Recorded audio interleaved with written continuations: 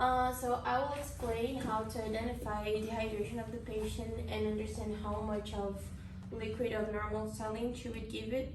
So in this case, our patient, he presents dehydration, but not because of hemorrhage or anything. So we're just giving to him normal saline to replenish the liquid loss. So how we identified how the dehydration happens, we have 3 stages of dehydration. We have 3% dehydration, 60%, and 10%. 3% dehydration is physiological, which means that when you're thirsty or when you do sports, you will have like automatically 3% dehydration of your body. And then 6 and 10% are pathological. So the way to identify the difference is how you look at the patient. So 6%, the patient will present dry skin, dry mucosa, dry lips, and dry tongue. So 10% dehydration, the patient will once again present dry skin, dry mucosa, dry tongue, dry lips, plus he will present confusion and drop in arterial blood pressure.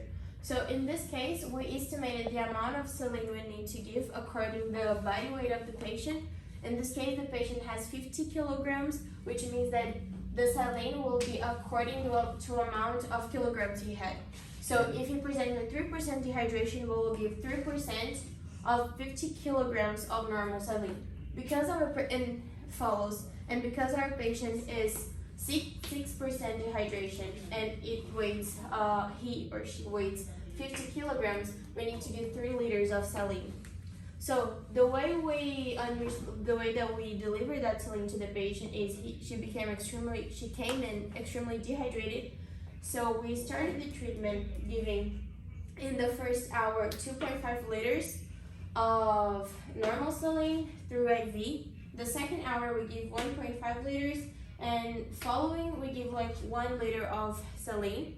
And the way we measured how dehydration is happening is that when she arrived, because of her condition, she was not having any urination output, or very little. So that day she did not have any urine output. So as soon as we give to the patient 2.5 liters in the first hour to replenish the fluid, she presents 20 milliliters of urine output. And in the second hour, she presents 15 milliliters of output. And because her water is normal again, she will then have like 1 milliliter of urine output per kilogram of body weight. So from now on, she will present 50 milliliters, and when she normalizes from now on, it might increase.